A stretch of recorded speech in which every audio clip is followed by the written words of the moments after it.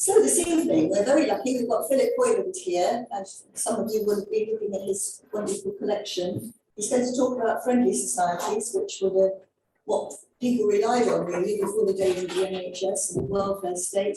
And it became a very big part of life, as you will hear. I think 6 million, did you say? During the 20th century. Yeah, members across the country, which was huge as an organisation. Well, there were more than one organisation, but the idea. So Philip is going to talk about, to start with, I think, and you're going to show us some slides. Start with the history and how the whole thing operated. Talk about some of the grasses. Then the slide on the grasses. If you find any interest in grass, this shape when you're doing your metal detecting. Okay, thank you, Philip. Okay. Yeah, my name's Philip Hoyland. I come from Burnham-on-Sea. So if anyone's got any moans about no water and too much mud, let's have them out now. Friendly societies. The concept of a friendly or a benefit society is very simple and very old. Like-minded people come together. They make small regular contributions to a central fund. The idea being that you can get money from that fund for whatever it had been established for. And over the centuries, and it is centuries, they were established for the buying of bread, coal, boots, all different sorts of things. The friendly societies that I'm interested in, and which each one of these represents a village or a parish, were established to assist their members in times of sickness and unemployment, old age, and to make sure they got a decent funeral. And in their own little way, as it turned out, to help them save money. And the growth of these things really took off at the end of the 18th century. 1793, the government introduced an act to protect the money of the friendly societies and help them get established because the unions were trying to get involved. The poor law was in a terrible state and everyone was moaning about how much the poor law cost. So they encouraged people to join the friendly societies. An office was established in London that they tried to encourage the friendly societies, or clubs as they were referred to join and to control them. And the idea was that you sent up your returns each year of the illnesses you had in the club and deaths and so on. And in return, you could invest money in government bonds and all different sorts of things. In the turn of the 19th century, 19th century, there were 5,000 clubs registered throughout Great Britain. They were spread from the north of Scotland, I'm told people do live there, in fact, down to Cornwall, and from West Wales to Norfolk. There were friendly societies everywhere. They were all over the place. By 1803, that had doubled to 10,000. Many of them wouldn't join because they didn't trust the government to keep their sticky fingers off their money. By the 1870s, there were 4 million people in this country in friendly societies, and by the turn of the 20th century, there were 6 million with £40 million in funds. And it was a working class movement, a huge working class movement. I said they were often referred to as the club. In fact, you can still go in pubs and they'll say, I've got a club room. You say, well, why is it the club? They don't know. It's where your friendly society met. They were often referred to as well as walking clubs because once a year they had a feast day, and that was the same basically all over the country for these societies, these clubs. And that's when these came out. It's the only day they came out. It was known as Walking Day because, as you see, they walked around the village, paraded. It was also referred to as sick clubs because they were taking care of their members' health. And they were also referred to as box clubs.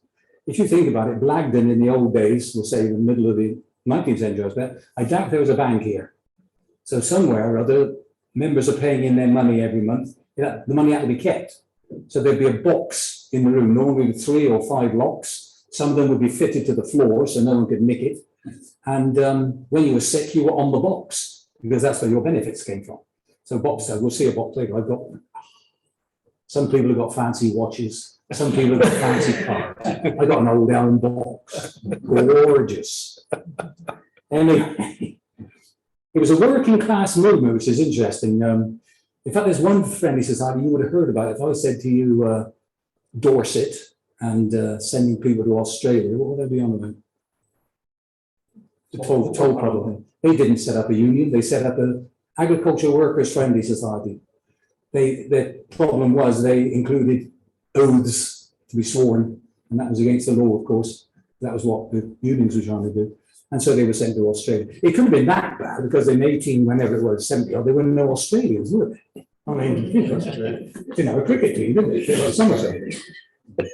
Anyway, just how working class it was, I can tell you why. Now, Burnham, you know, those of you that come to Burnham regularly will know Burnham's not working class, Burnham's posh compared to Highbridge. Anyway, at one point in Burnham, they had in their friendly society labourers, fishermen, carpenters, pig drivers. They're still very popular in the summer, I find. Thank you. Cord wainers. You know what a cord wainer is? Leather worker. Cord, because Cordoba, best leather apparently. Tailors, joiners, millers, blacksmiths, innkeepers, and a butcher. So a good spread of working class people. And how were these things organised? Well, there would be the committee. I'm sure you've got the committee. They line up when it's committee time, do they? To join? I can imagine. And like you, they'd have had a secretary who had to be able to read and write, which wasn't so common, of course. There would be the treasurer. Does he have expensive holidays?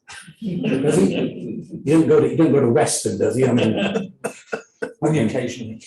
I thought it was Sam there. Anyway, there'd be a treasurer. He would very often, in many clubs, be given the use of the club's facilities, i.e. the doctor and so on, without paying money, because it was a very important job, obviously.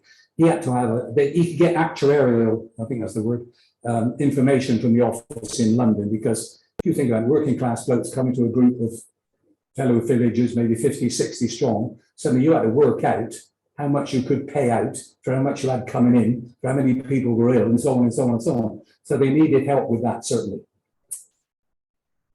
They would also be voted in every 3 months, 2 blokes normally, or 2 ladies, known as the stewards. Now, the stewards was a very important job because for 3 months, they would be in charge of organising anything the club did.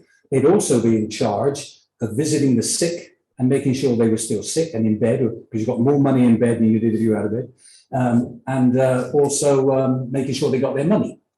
Now, when Burnham was first formed, it covered Mark and Brent Knoll and Huntsville. Now, as you know, Mark is about 100 miles long, and it's a long way from Burnham today. There are no buses today, so no buses then.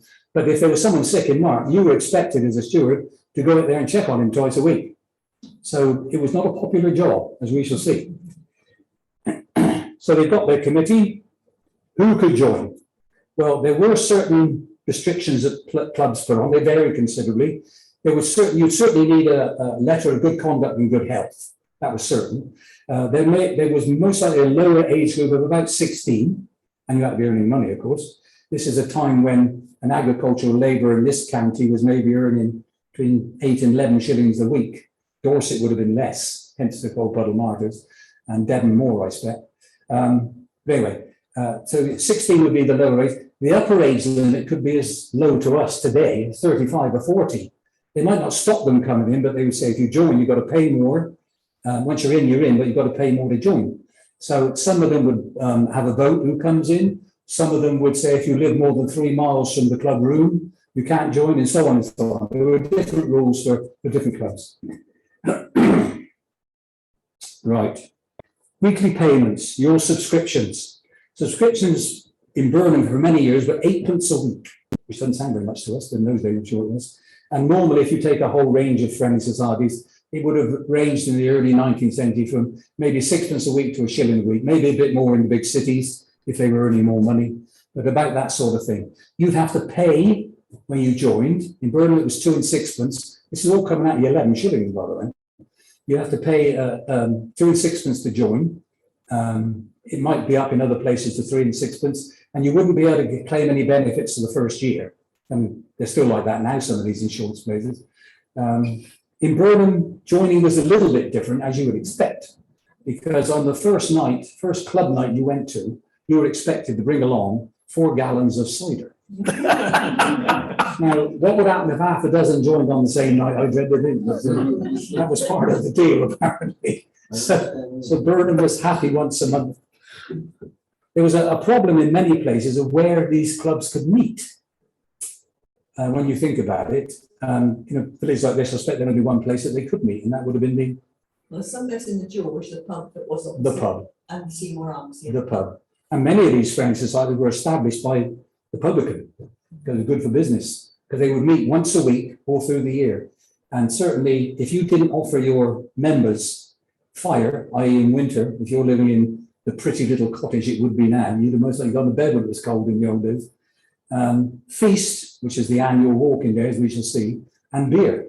And many of these clubs would allow their members tuppence worth of beer on club night. And not just men's clubs, ladies' clubs as well. Certainly Radstock did. And many people said, oh, this is the working class spending their money on drink, you know, and wasting their time. But I don't think it was that bad. But yes, they would certainly meet once a week. If you didn't have these three things, you were pushed to make a club. And once it was up and running, you were up and running, you hoped. What did you get out of it? Well, it varied again, as it would be. You're paying 8pence in a week. 1 year you can't do anything. And the other thing I should point out is, within 1 year, you could not exceed in benefits the amount of money you were putting in, because they'd have gone very rapidly broke. But because there were 50, 60, 100 blokes or whatever it was, it would balance out in the end, you hope. I've got some figures for your friendly society, in fact. I'll tell you them now. What it is from the 1860s, apparently, there was in 1862, you had 171 members in the friendly society in this village, and they had £438 in their box, or in funds. In 63, it was down to 165, but the money had gone up, 452. So maybe 5 blokes had died who were taking all the money out of the box. And 64, it was 154, and they had £452. So they were doing quite well. Many of these clubs had made enough money to buy a bit of land, and they'd rent out, things like that. Wookey had land, Burnham had land. One club in the Oval had more than £3,000 in the middle of the 19th century in their funds. But I mean, they'd be earning a lot more there with the industry they were in.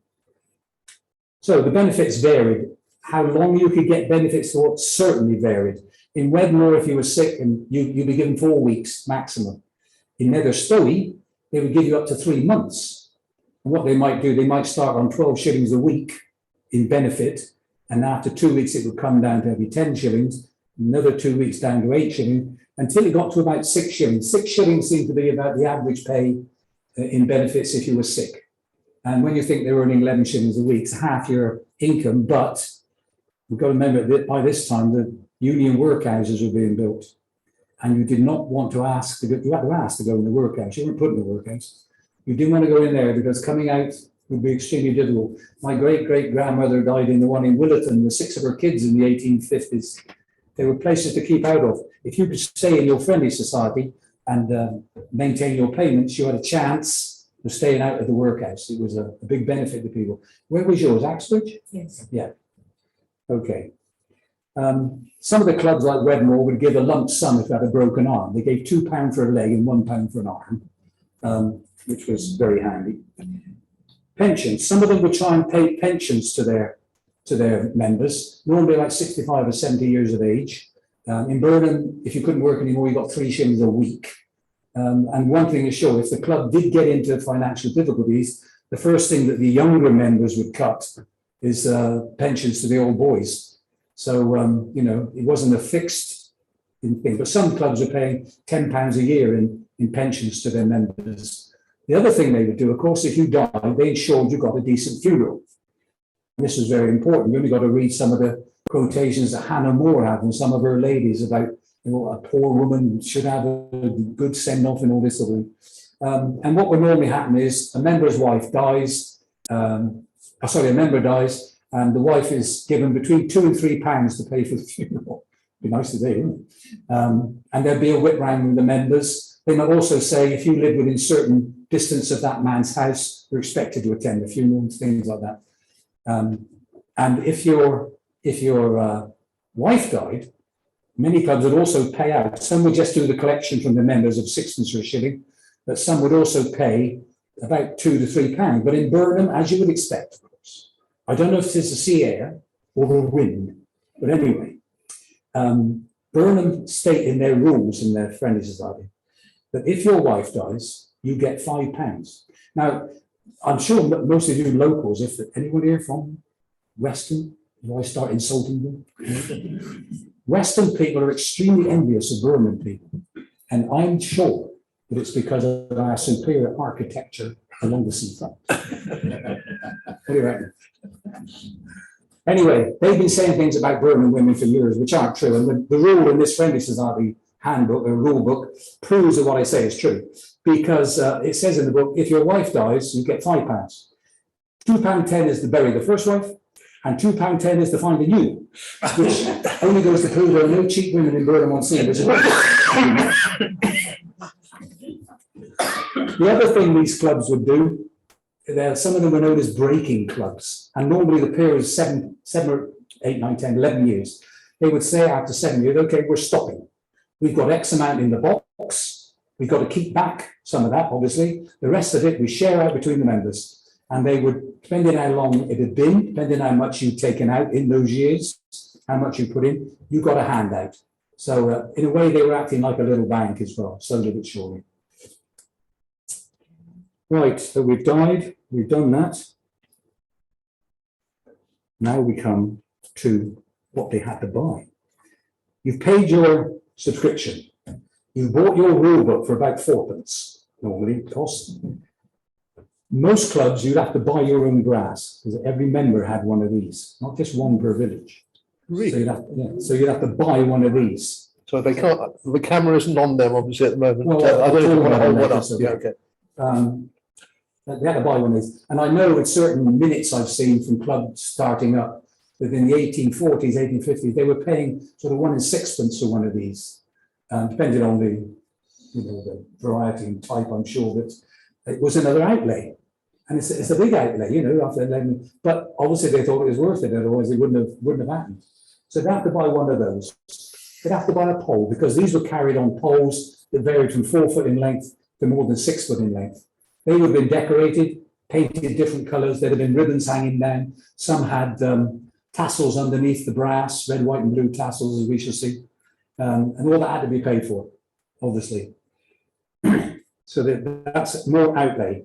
The rule book, now some of the rules, they okay, if you go up and smack the secretary on the nose, you'd be fine. All these fines that they chucked out, were all the money went towards the cost of the feast. So it wasn't wasted, sort of thing.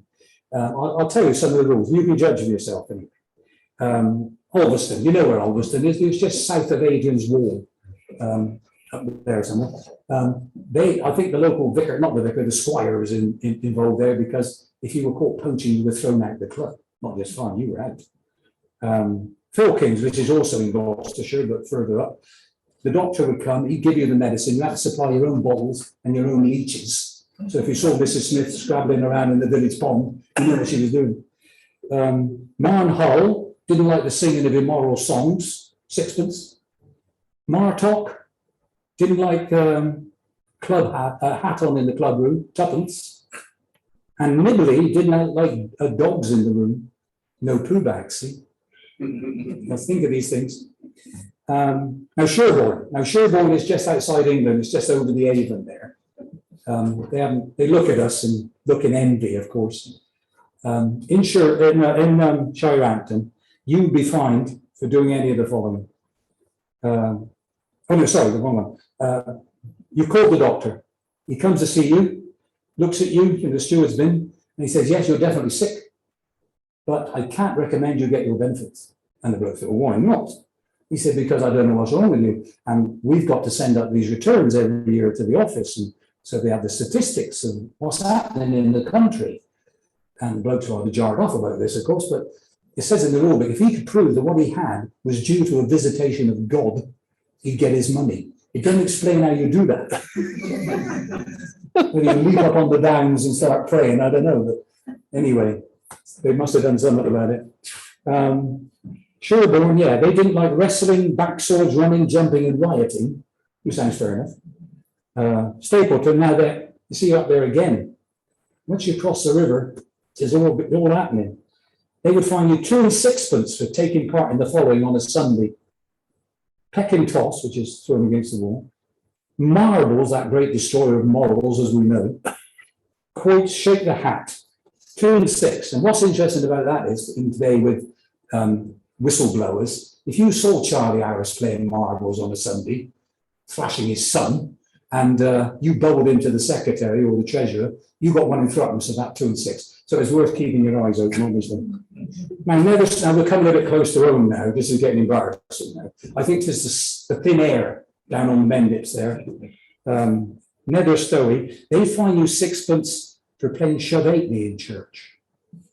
Now, some clubs did stipulate that on feast day, when this marching day took place, no smocks. You had to do your Sunday best, no smocks. Now, if you think about it, you could maybe get a board under a smock, couldn't you? If you were really pushed. But otherwise, I can't see how they do it. You can't play it along the pew, can you? You can't play it front to back. I don't know what was going on. But it must have happened. That's why they put it not to do it. And it gets even worse in Wiltshire. In Keble, they would find you 6pence for cracking nuts in church. Now, you really think, even if you came from Wiltshire, if you're going to eat nuts in church, you shell them before you went, I'd have thought.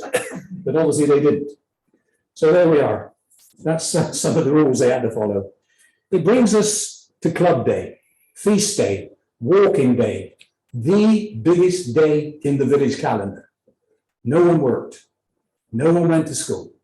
This is a time when you had 2 holidays a year, don't forget, Christmas Day and Easter. Suddenly there's another day and all your mates are there and you've got a big feast to go to. So they would all meet at their meeting room. They would line up behind a big brass band. You can still see them doing it today if you want to. I'll tell you where later. And they would be carrying their brasses and they would march off to church. And if you're in somewhere like Langport on the end of May and you watch them march and go in the church behind them, there's a huge noise of brass music and 50 or 60 blokes bellowing their heads off. It's great. After that, they would march around the village and they would visit different houses, big farms, the local squire and so on, who would make donations to their box. He wouldn't use the club, he might be an honorary member, but they would give him a guinea or 2 guineas because they employed most of these people on their farms and so on. So it's in their own interest to keep them healthy. They would eventually, they had refreshment when they stopped at these places, and it was not dandelion and burdock, I tell you. Pity, I like dandelion and burdock. And then they would set off back to the pub or a tent or whatever, have their big meal. They'd also have to chip in towards the cost of it, but they'd hope the fines would pay most of it. And then after that, in the afternoon, there might be dancing or sports or a fair. Huge day, biggest day in the village, the Girtest, grandest day, without question. What I'd like to do now then is show you a few. No, if you nod your head, I'll. Oh, we're down to nodding now. We're all nodding acquaintance here. Let me. Technology. It is all happening, isn't it? Right, my son just set that up. It's good, isn't it? Yeah, it's good. Yeah. No. My dear. Right, come on. Hang on. Right. Oh. I don't know that one. You'll have to talk about that one. Right. I told you an office had been set up in London. This chap, Tid Pratt, he ran that office for about 40 years. And if you were going to start a friendly society, you would get together all your papers, your rules, and how you're going to organise things and send it up to him. And if he okayed it and the justices of the peace okayed it, you were off to a good start. Your friendly society was up and running, your club. Okay. Yeah. Oops, sorry, wrong way. In reverse. Right. And this shows us, where's my pointer? There it is. This shows us the shopping list of an agricultural worker in the 1850s. You can see that he's spending just under 6 shillings and 10 pence. He's getting roughly six shillings a week from his friendly society. So that's going to see him through. He's not going to make him rich, but it's going to see him through. And he's also getting, I take it from his if he works on a farm, he'll get some of this from his employer, I expect. Okay. Now these are fine young men from Henton. Look at that. Look at those blokes. This is their Sunday best. We mustn't get these friendly societies mixed up with the national friendly society, like the Odd Fellows and the Racobites and the shepherds and all the rest of them. They paraded as well. They had that walking day as well, but they would come out with their jewels and their finery and, you know, this, that, and the other. Many of these clubs had a sash. They certainly, all the blokes would have a tutty. You know what a tutty is, don't you? You sons? No. It's a buttonhole, a flower. And they still do in the 18th century. They certainly would have done when they had more top hats around. They would have what they call a knot, which is a rosette on the side of the hat. They've got a sash, as I say. They've got you can see their brass on the pole. It's quite a long pole, about 6 foot tall, dark blue, with their initials done very smartly in it at the bottom. Brass is a spear-shaped one, and it's got a red, white, and blue tassel underneath it. I've got one of these original poles. Unfortunately, the chap owned it before me washed the tassel. It's now red, white, and beige. So, which is a bit of a pity, but there we go. Okay. Now, this is part of a poem by a chap named Cook, who I don't know anything about him, but he says, of all year round do we know the Girtest, Grandest day, amongst us simple country folk, is 29th of May. There's harvest won't be Christmas time, but take no good to talk. Grandest day, as we to know, is when our club to walk. And it really was a huge day in the village. Okay. And this is the picture you had. I think it's East Archery. I'm not swearing it is, but that's what I've always been told it is. All of these clubs would have a flag or a banner or both, a big silk banner. It would say on the banner, bear ye one another's burdens or love your fellow man. The flag would say, God save the Queen, or whatever it said. Many of these banners are laid up in Taunton, but people are still finding them. Aller found theirs a few years back, rolled up in the church, hidden away in the church. They've got it done up now, and also Five Ed, they did the same.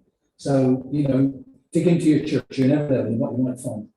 Their brass, as you can say, is a funny spear-shaped one. Pole is much shorter, short ribbon. Our friend with they're all in their Sunday best, even our friend here. Oh, could you go back one? I forgot to say something. And again, sorry, I wanted to say that our friend here, I think he borrowed these trousers from his much taller brother. But that's his Sunday best. And our friend over here, if he didn't have ears, he wouldn't have the face. So there he's going. And that's about 3 sizes too big, I reckon.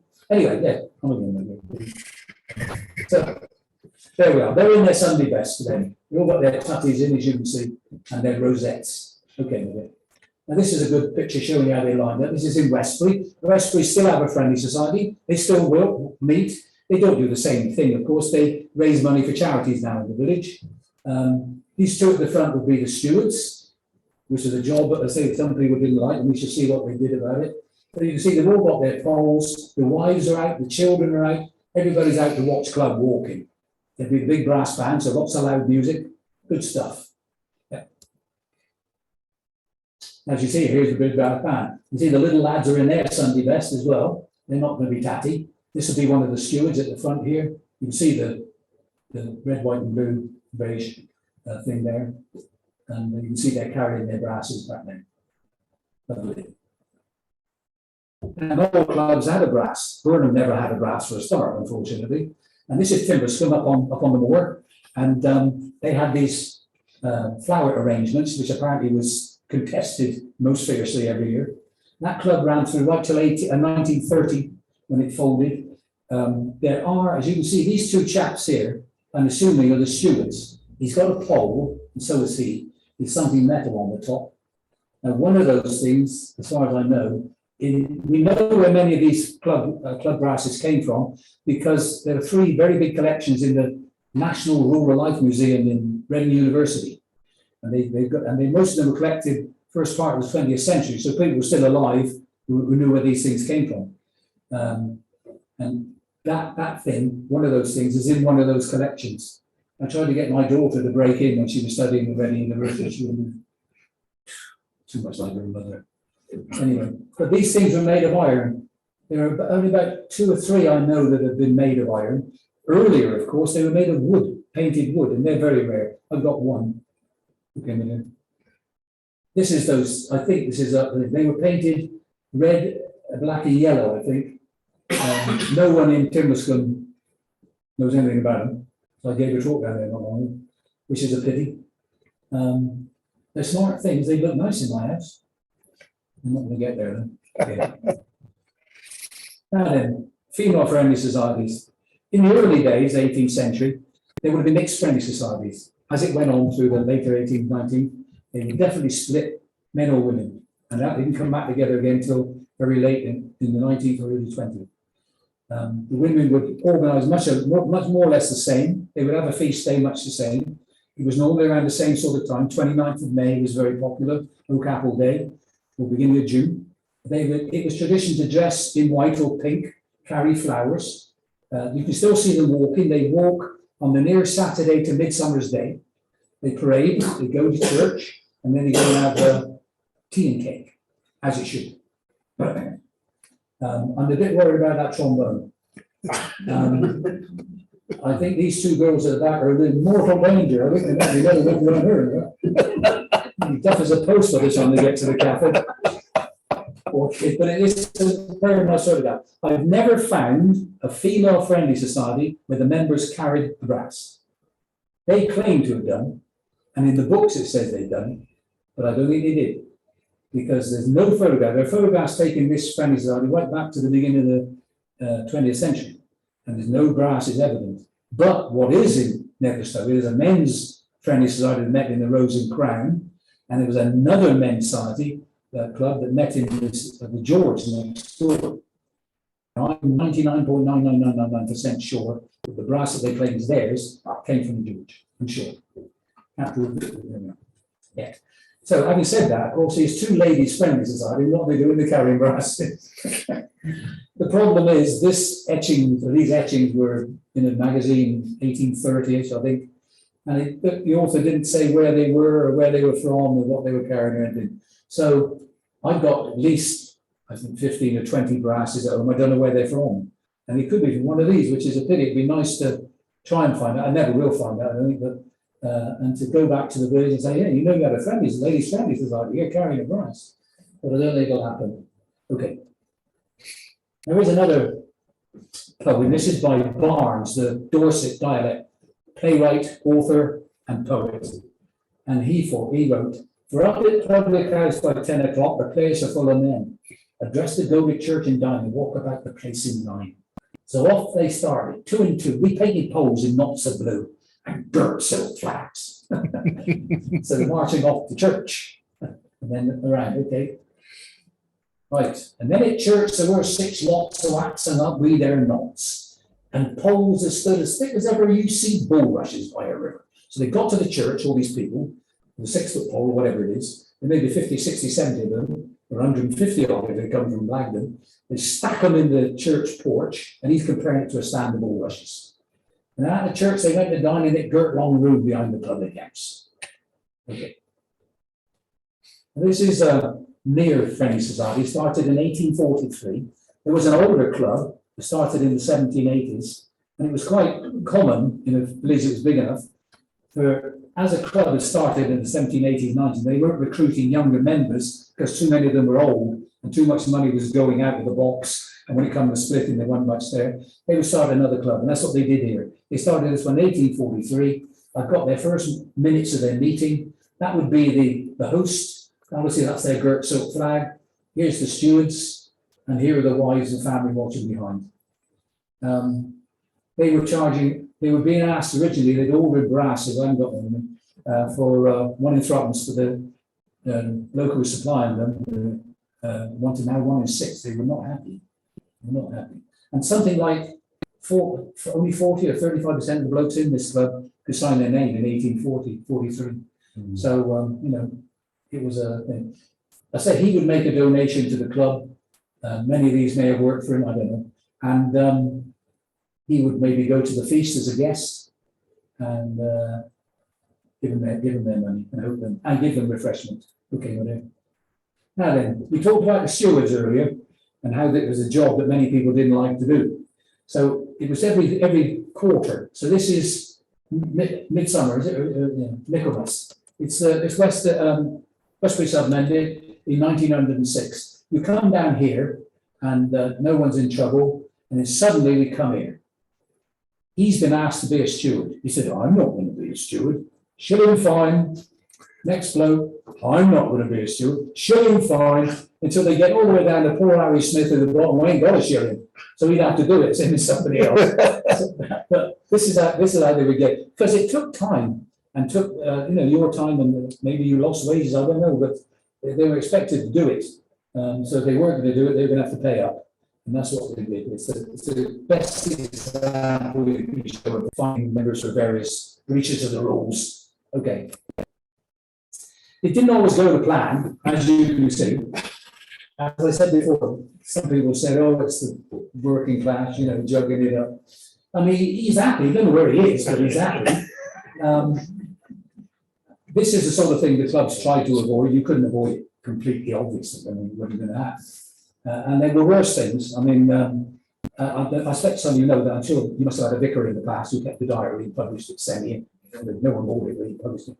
And one in Netherstowe in 1803, his first club day, and there was foot races. The ladies were running for a yard of blue ribbon, and he said he was quite shocked that some of the women took their stays off so that they could run faster, and some of the girls actually loosened their stays as well.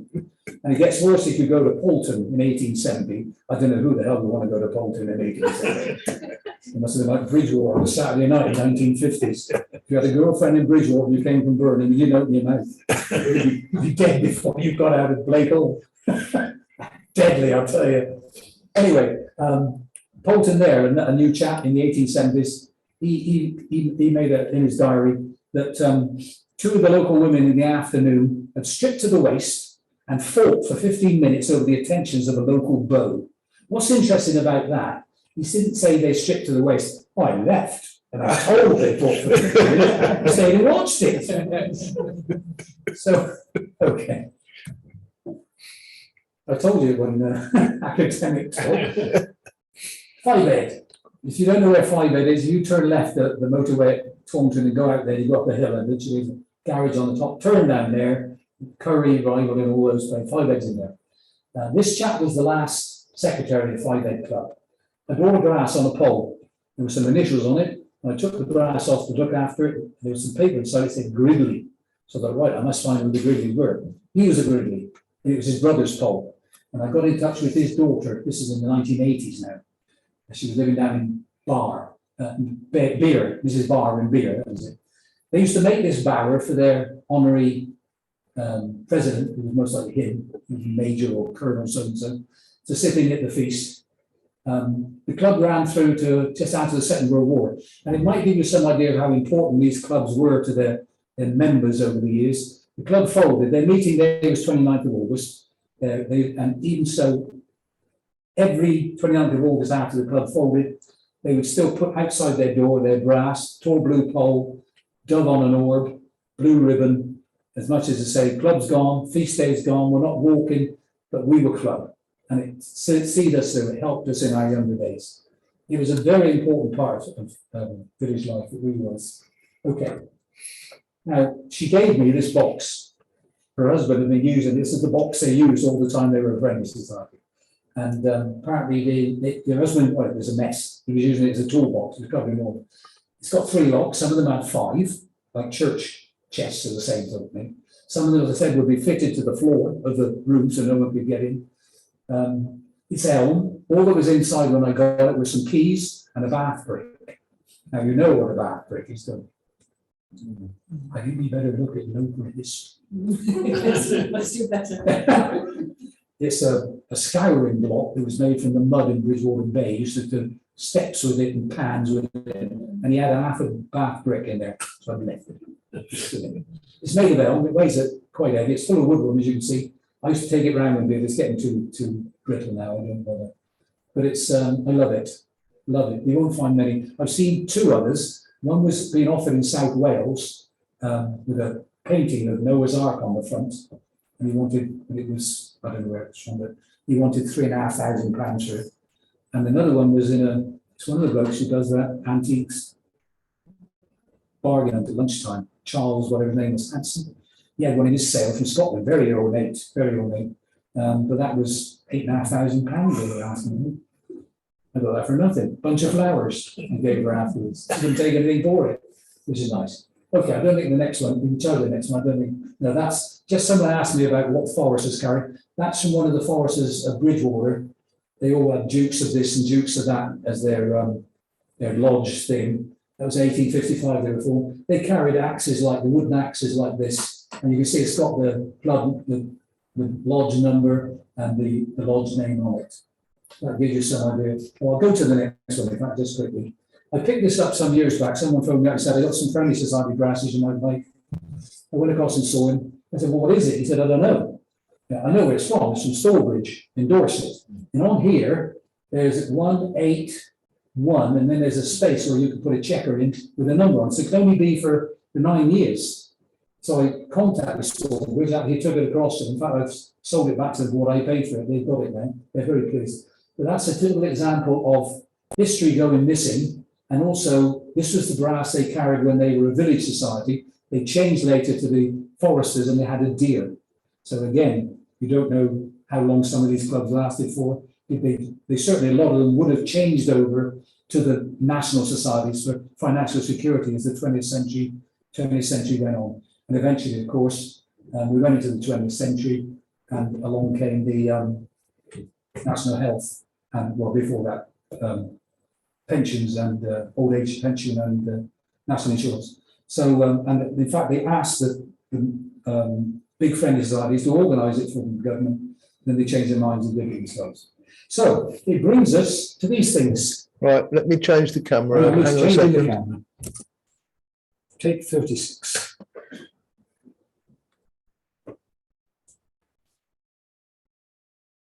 Yeah, that's all right. I don't mind that. Yeah, that's what I'm gonna do.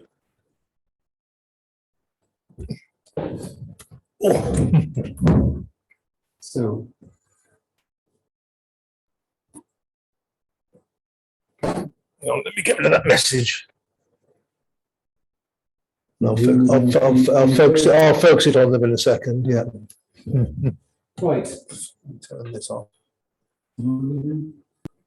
Press another button, it'll go off.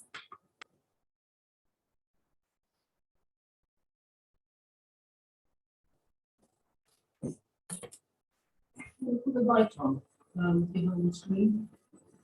Oh, yeah? The light behind the screen, so that it illuminates them. That one is on. Oh, just-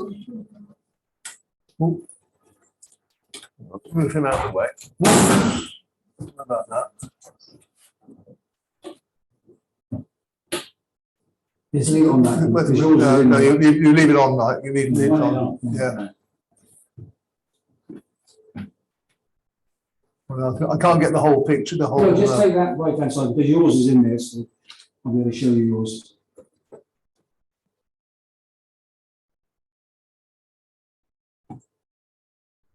Well, I shall hold you're it. thinking of buying Channel 4, are you?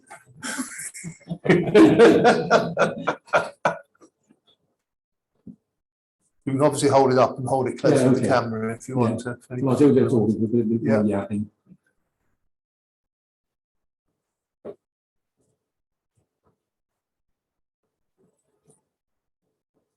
There we go. Okay. Right, I said that before, the day of the feast day was the only time these would come out. Some clubs would certainly ask members to, maybe 20 members to attend a funeral, of someone who passed away, and maybe they would take their poles on, but normally they would only be paraded on feast day, which made them even more important. There are several things we need to know about them. First of all, where were they made? Well, obviously, some of them are cast, some of them are flat brass. We know that some were made in Bristol because that horse over there is that horse over there is it's got a foundry mark on the back. There's one from Evercreech that's got another foundry mark on the back from Bristol. I know that one or two must have come from Birmingham because I've seen mention of letters from the clubs. Isn't that not on? Oh.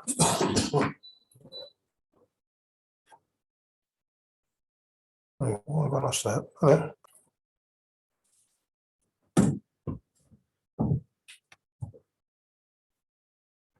Yeah, no, okay, we should be okay. I've still got this on here, so it should be sharing it. You still got it going on? I think so.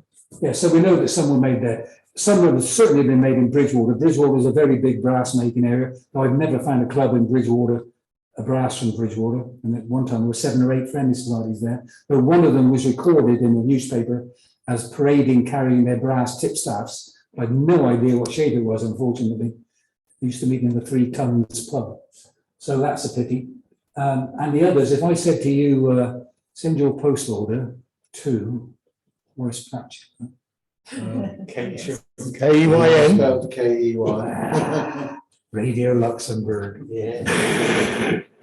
Yes, Horace Batchelor from Keynsham. There are a lot of flat brass made in Keynsham, and some would have been certainly come from there, I'm sure. It's interesting that if you take a line from the mouth of the Parrot across to Yeovil, 19% of the brasses south of that line are 3-dimensional. Most of the brasses north of that line, i.e. up here, most of these you can see are flat brass, not all, but mostly. So that may give us an indication of where they came from. So that's where we think they were made. The next question is, why are they the shapes that they are? Well, some are very obvious. May not be to you, but they are to me. Thank goodness. If I took this one, for example, excuse me, if I took this one, it's this bell. Hang on, It I comes don't know from, why it's not. comes from Curry Mallet, and they used to meet in the Bell Inn. So they took the sign of their pub as their thing. And it's not just you can unscrew it, it comes apart. You know, it's not a cheap bit of brass just bung together. It's a good thing. So that came from there. If we look at this one, I don't know whether you know Cummich. Do you know Cummich, down at the mouth of the Parrot? Yeah. Well, the pub on the side there is called the Anchor. So they took the Anchor for their sign. And so a lot of these go on, not all of them, but some do. There's also, I've said there's no jewels and medals and all that sort of thing, but there is some significance in some of these things. There are a lot, I haven't got many of course, of acorns visible, because from small beginnings, it didn't have to meet in the Royal Oak, but some did. The small beginnings, if we stick together, we can grow strong. There are lots of hearts, like the hand over there. That's Oddfellows, in fact. That's, love your fellow man and the hand of friendship, and so on and so on. There are diamonds around. If you come from Yatton, like some people do, we used to have a football team called Yatton Furniture. Did you know that? No, I see history of football. Yeah, Yeah. Used to make furniture. yeah.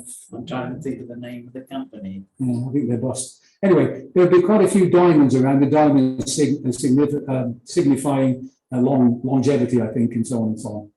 So there is some of that going on. Some, I don't know why they're the shapes they are. Some would have been done for saving money, I'm sure. Some are from places who had absolutely no imagination at all. I mean, if we take this little thing here, I'm just hoping it wasn't one of the friendly societies set up by Hannah Moore, bless her. That's Rington.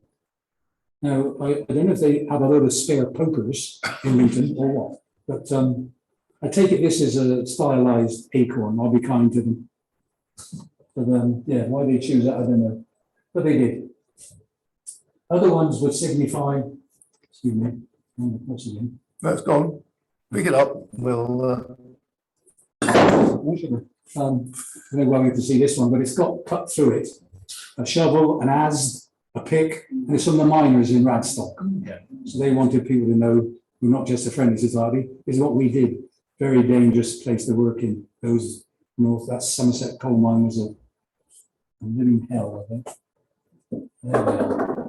So that's what many of them have been shaped for.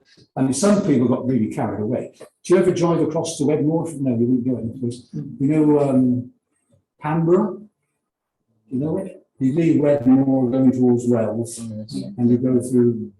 Well, you know what's there. In Canberra, they've got a Baptist church at the top, chapel at the top of the hill, then the pub, never been called the Lion. And then there's about 6 houses at the bottom. This great big lion is theirs. I mean, what are they doing? Must have so much money, they want to do it. So that tells us roughly most of them why they are shapes that they are. And the one from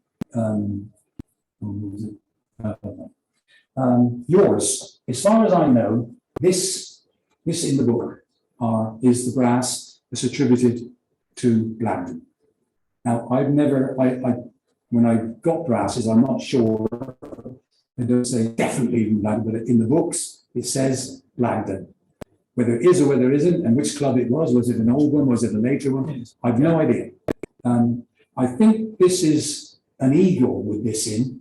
Very often it's a dove with the olive branch signifying there is a future for us, you know, like the ark. But in this case, they got is the eagle any symbolic thing in anyone?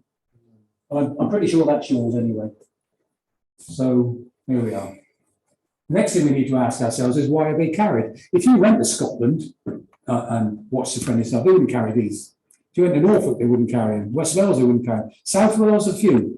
There's a lot of toing and froing between Watchet and Minehead over there. People were toing and froing. Also in the South Midlands, there's 3 or 4 villages where, if you look at the 1861 census, as some people do, there were 121 blokes who moved up there from Somerset over the years, and most of them took the tradition with them. But in general, it's here: North Devon, West Dorset, West Wiltshire, Somerset, Bristol, South Gloucestershire. That's it. So it's ours. And the next question is to say, why did they carry them? Well, some people say, oh, it's military. You know, they get a brass band, they line up, they march around. And if you were in Farragut and Gurney, some people do go there. If you were in Farragut and Gurney one fine May afternoon, and suddenly round the corner comes about 100 blokes carrying one of these on a pole, you know, you think the military land, you've got a mile, wouldn't you? Look at that. Think what they do with that? And they had a few jugs of it. People were thinking that. But I think it's not that. I think I'm going to be wrong. If we go further back than into the 18th century, we're going to see the demise of the guilds. They were fading out as the 18th century went on and couldn't control labour anymore and all the rest of it. And I think that what it was they used to parade a couple of times a year, the guilds, silversmiths, goldsmiths, whatever they were, and they would have lots of finery, and they would certainly, the officers like the secretary, the treasurer, would carry an emblem as their badge of office. And I think it is more likely that the friendly society, local friends saw this and said, oh, we'll have a bit of that, you know, that looks good fun.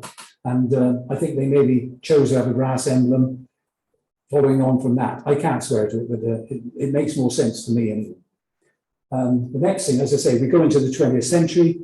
There's 6 million people in friendly societies, most of them now in the national societies. I mean, they were everywhere. Boy Scouts had one, the Army had one, Boilermakers had one. Friendly societies were everywhere.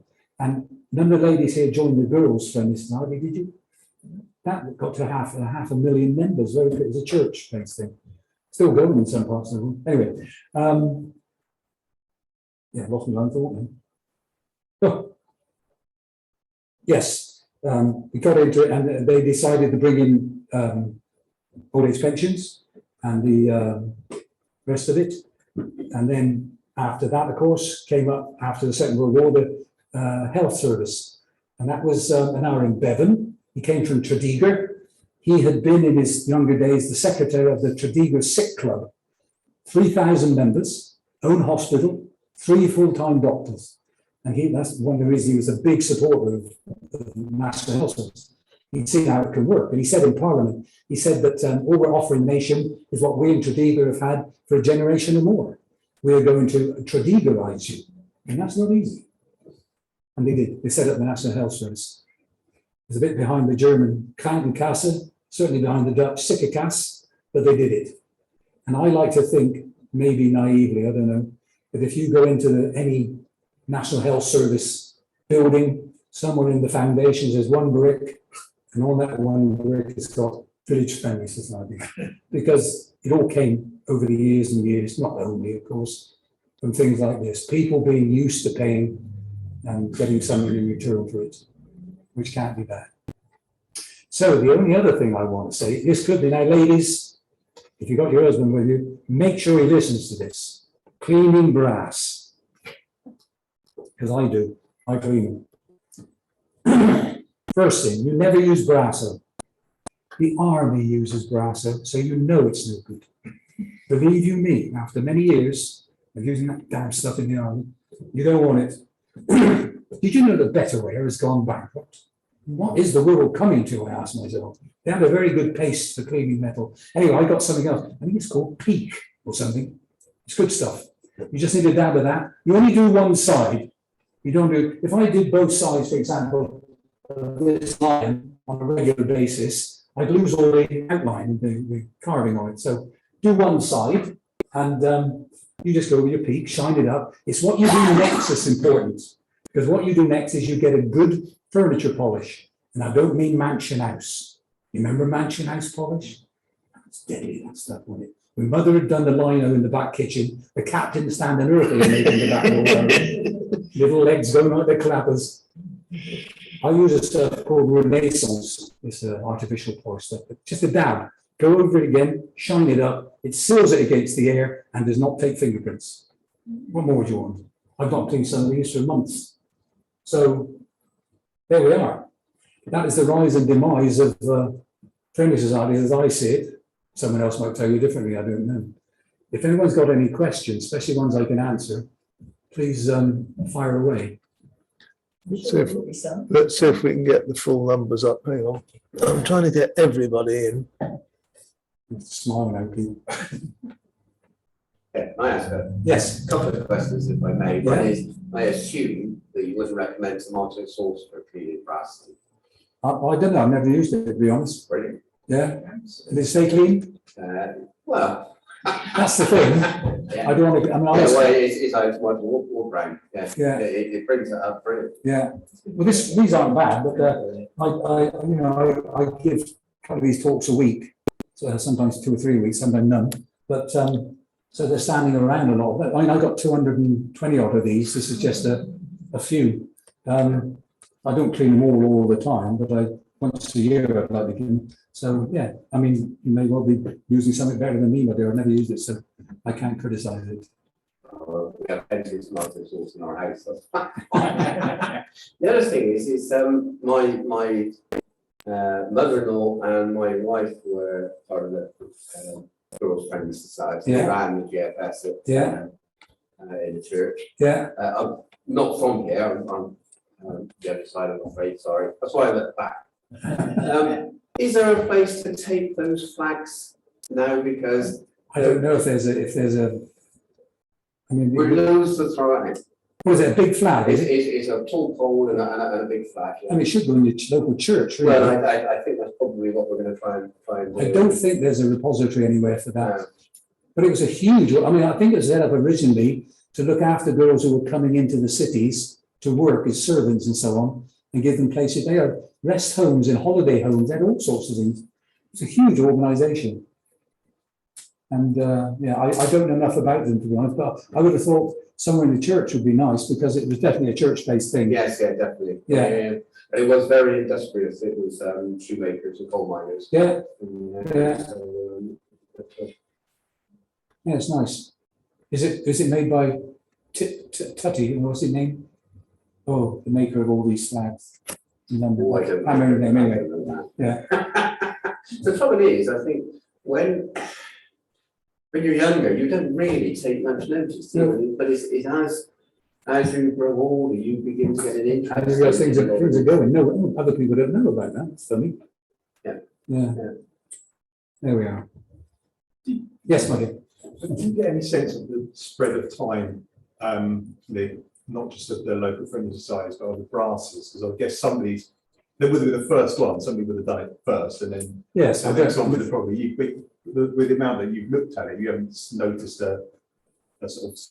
There are, the worst thing as a collector is some clubs use the same brass. Yeah.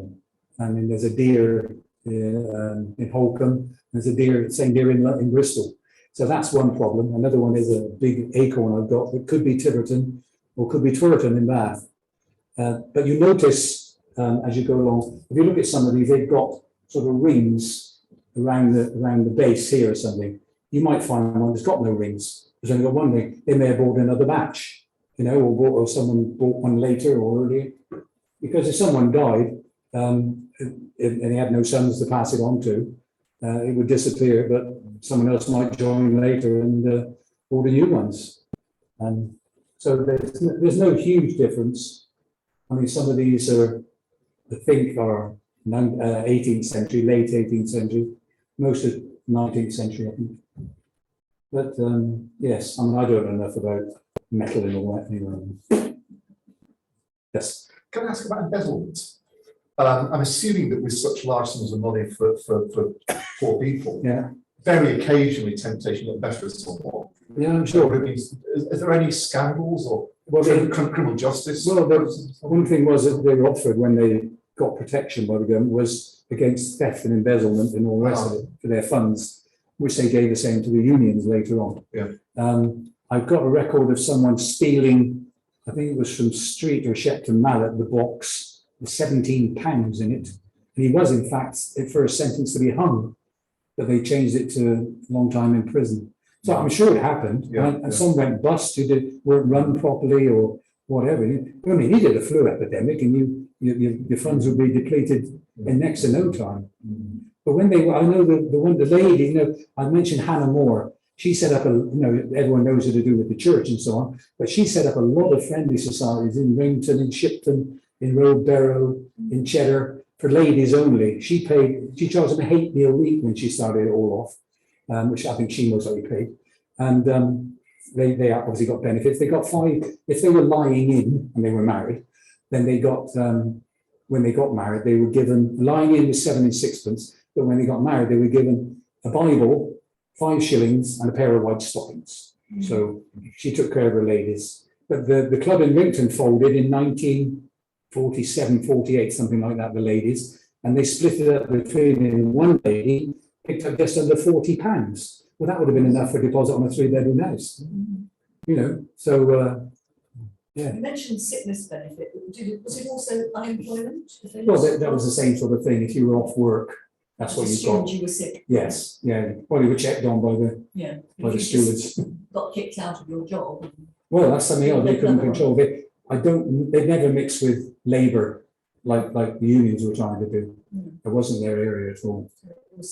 I'm sure people did lose their jobs when they were sick, but again, they might say, okay, you're sick, we'll keep you going for 4 or 5 weeks, you might find another job, They obviously found it worthwhile, because they wouldn't have bothered paying out all this money. So.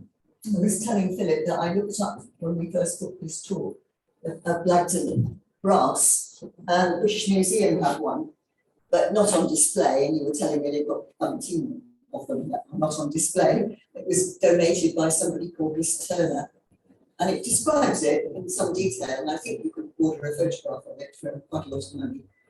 But they have got it there, and they acknowledge that it is a Blagdon brass. I think you'll find it online. They've got most of them online. Whether you can copy it, I have no idea.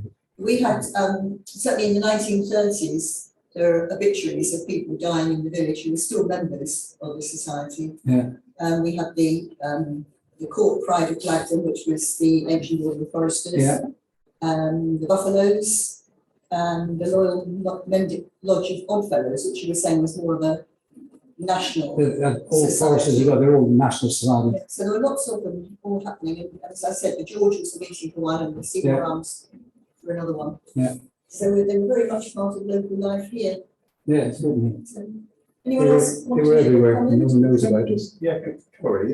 You said that because they tend to be village based, and you said but there's the slight overlap at Toll Plaza. Was there any other overlap there? Or were they quite separate genuinely from the trade unions? Well, the toll brothers wanted the change in their wages and hours. Yeah. So that was union business. Yeah. But unions were banned until quite late, I think 1860 or 1870 or something. They weren't allowed to operate. This thing had millions of people in by then, doing good, but maybe not doing good for enough people. I mean, there were many people who couldn't afford to go in. It wasn't all, cheese and biscuits. If you didn't have the money, you couldn't join, you couldn't stay in.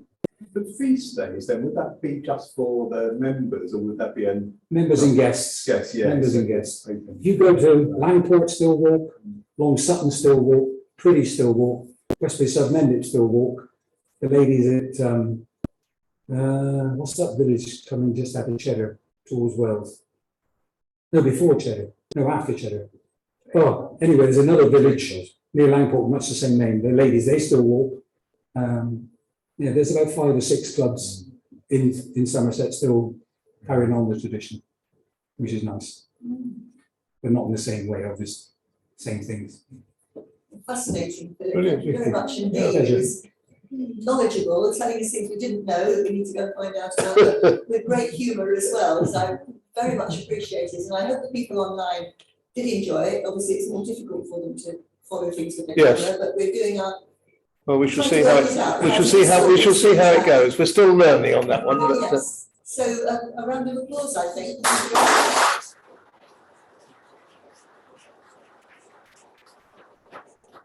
Have a look at the grasses. When you- Yeah, when have a you're look at out. them. Ken, what's your name? Ken. Oh, that's the most things, but. Just had a word to say. Can I borrow that? I think it's 4 mil price. oh, did you want to say something to the members? It is.